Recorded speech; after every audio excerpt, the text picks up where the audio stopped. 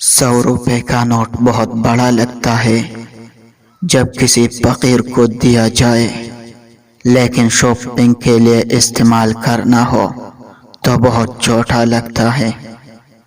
2 گھنٹے مسجد میں بیٹھنا بھاری لگتا ہے، لیکن فلم دیکھنے کے لیے 3 گھنٹے بہت کم لگتے ہیں۔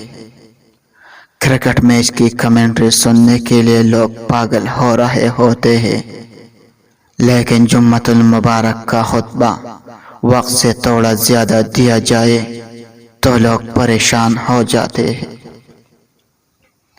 مومن وہ نہیں جس کی محفل پاک ہو، مومن وہ ہے جس کی تنہائی پاک ہو۔